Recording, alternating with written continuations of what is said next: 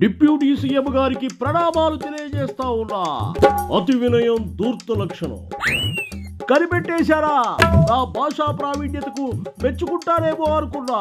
మిమ్మల్ని తిట్టేవాడే గానీ మెచ్చుకునే వాళ్ళు ఎవరున్నారు రాంబాబు? అది నిజమే అనుకోండి. నిజమే కాదు, అదే నిజం. అది సరే కాంబాబు, ఇది సంజన సుకన్య ఉండే ప్లేస్ కాదే. దారి తప్పొచ్చినట్లున్నావు. దిక్కులేని మీ అన్నగారు నాగబాబుకి ఎమ్మెల్సీ ఇవ్వడం ద్వారా దిక్కు చూపించినటువంటి మిమ్మల్ని వెతుక్కునే వచ్చారని మనవి చేస్తున్నా. ఓహో, అదే నీ బాధ ఏంటి? ఎక్స్లో ఏవో అడ్డమైన కూతురు కూస్తున్నావు. ఏంటి సంగతి? నా అభిప్రాయాన్ని తెలియజేశారని మనవి చేస్తున్నా. అయినా మీ అన్నగారు మీ ఇష్టం, నేనెవరిని అడగడానికి. రాజకీయంగా ఏదో ఒకటి మాట్లాడాలి కాబట్టి ఏదో ఒకటి రాస్తూ ఉంటాం. మీ నాయకుడి సైకో మాటలు వింటూ అలా సొల్లువాగుడు వాగుతూ పిచ్చి రాతలు రాస్తూ మీ తలరాతలు మారిపోయేలా మీరే చేసుకుంటున్నారు. రాజకీయాల్లో ఇవన్నీ సర్వసాధారణం. ఒకరినొకరు వ్యంగ్యంగా ఎన్నైనా అనుకుంటాం. మీరు నన్ను అనవచ్చు, నేను మిమ్మల్ని అనవచ్చు, ఎవరు ఎవరినైనా అనుకోవచ్చు. అందులో తప్పేమీ లేదు. కానీ మీరే దాన్ని సీరియస్ గా తీసుకుని మమ్మల్ని ఇబ్బంది పెడుతున్నారని మనమే చేస్తున్నా. అంటే ఈ మెంటల్ కృష్ణగాడు, గుడివాడ గుట్కాగాడు, బోరుగడ్డగాడు వాగినటువంటి జుగుప్సాకరమైన మాటలు కరెక్ట్ అంటావా? తప్పు కాదంటావా? ఏం మాట్లాడుతున్నావు?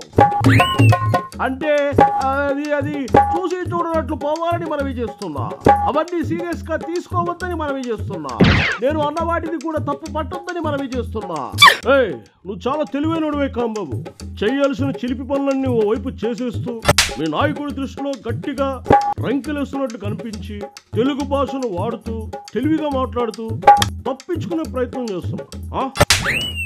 అది తెలుగు భాష పట్ల నాకున్నటువంటి అవగాహన, ఏర్పరితనం, నా విచక్షణ, నా పరిజ్ఞానం. చాలే ఆపు నీ డబ్బా. ఇలాగే నువ్వు తప్పించుకుందాం అనుకుంటున్నావేమో. ఎవరిని ఎక్కడ మూయాలో మాకు బాగా తెలుసు. ఆల్రెడీ అన్ని నోట్ చేసుకున్నావు.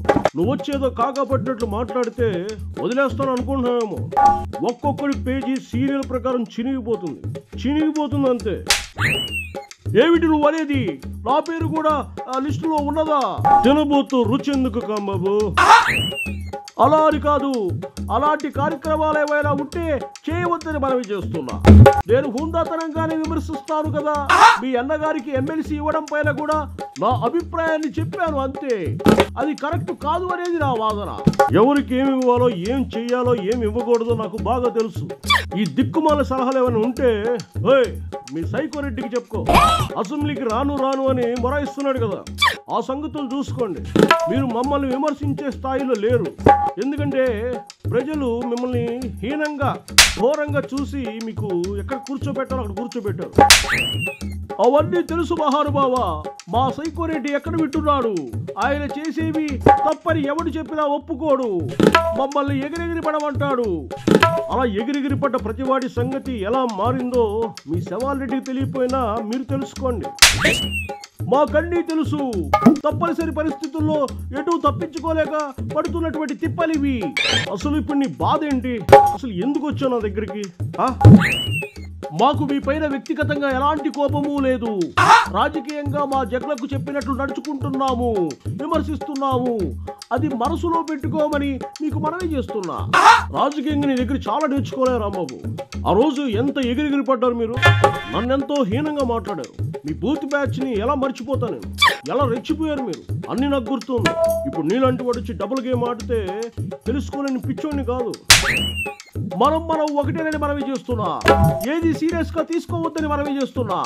దయచేసి నాలాంటి వాళ్ళ బాధలు కూడా అర్థం చేసుకోవాలని మనవి చేస్తున్నా. నీ మనవి తీసుకెళ్లి మసాజ్ పార్లర్లో పెట్టుకోమని చెప్తున్నా.